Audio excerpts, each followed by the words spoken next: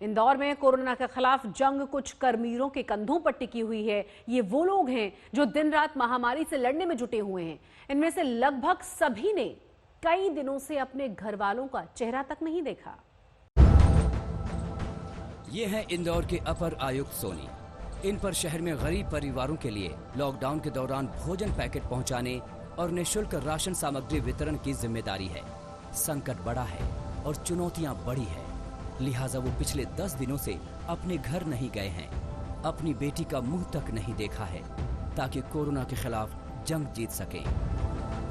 चूँकि देखिए ना, ये बहुत टेम्पररी चीज़ है। ऐसा नहीं कि हम लंबे समय के लिए बाहर हैं। परिवार चूँकि इंदौर में ही कांटेक्ट में रहते हैं और ये बहुत ही प्रायोरिटी वाली चीज़ है, तो दोनों में तुलना नहीं करना चाहिए, क्योंकि ये एक ऐसा काम है जिसको टॉप मोस्ट प्रायोरिटी देनी चाहिए। और मैं और मेरी टीम है ना लगातार कोशिश करती है कि इसको प्रायोरिटी पर रखें। संदीप सोनी की तरह कई अधिकारी हैं जिनके कंधों पर इन दिनों इंदौर में कोरोना से बढ़ते स्पीड को काबू में करने की जिम्मेदारी है।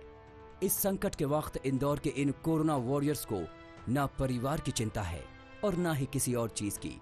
उन पर बस एक ही धुन सवार है कि हर हाल में महामारी को हराना है। कोरोना वॉरियर्स की मेहनत और मोर्चाबंदी के बीच सियासत अपनी राह पर है। विपक्ष सरकार से जवाब मांग रहा है। सत्ता संभालते ही शिवराज सिंह चौहान के सामने कोरोना संकट मुंह बाए खड़ा हो गया। ऊपर से इंदौर के बढ़ते मामले और विपक्ष के सवाल। लेकिन शिवराज सियासत के पुराने खिलाड़ी हैं। इन्हें पता है कि जो पूछ रहे हैं उन्हें जवाब कैसे मिलेगा। पहले ये रोग काफी फैल चुका था। आश्चर्यजनक रूप से फरवरी और मार्च के महीने में जो मृत्यु का आंकड़ा वहां अधिक हुआ था, मतलब रोग पहले से था, निदान की कोई व्यवस्था ही नहीं की गई और इसलिए वहां पेशेंट्स एक विशेष इलाके में बढ़े, 3-4 बस्तियों में बढ़े। अगर आप देखेंगे तो पॉजिटिव जो पेशेंट्स हैं उनका 80% से ज्यादा हिस्सा वहीं से आता है।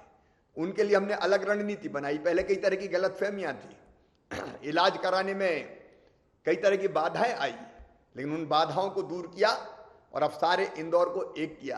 आंकड़ा जी ये बड़ा, इसका मूल कारण है कि सरकार का फेल्यूर मैनेजमेंट। आपने अधिकारी नए भेज दिए, अधिकारी नए भेजे तो टास्क फोर्स बना दिया, कौन उन पर कंट्रोल करेगा कोई स्थिति नहीं है। किट और जो मेडिकल इक्विपमेंट लगने थे उनकी बहुत ज़्यादा कमी हुई। फिर चूंकि राशन की वितरण की व्यवस्था सही नहीं थी तो लोगों में होच पोच रहा और लॉकडाउन का उतना सही तरीके से गरीबों ने पालन नहीं किया। ऐसे कई बद इंतजामी इस सरकार ने की और उसी का नतीजा रहा कि इस इंदौर को उसकी सजा मिली। ये वक्त सियासत का नहीं है, बल्कि सबको मिलकर संकट से निजात पाने का है। किसी भी तरह इंदौर से कोरोना को बाहर निकाल फेंकने का है और इसके लिए लोगों का सहयोग बेहद जरूरी है। कुछ दिनों पहले डॉक्टरों पर हमले की तस्वीरों ने पूरे शहर को शर्मसार किया था, लेकिन इंदौर को इस बात का ध्यान रखना होगा कि वो तस्वीरें रिपीट ना हों। इंदौर से धर्मेंद्र शर्मा के साथ आज तक ब्यूरो।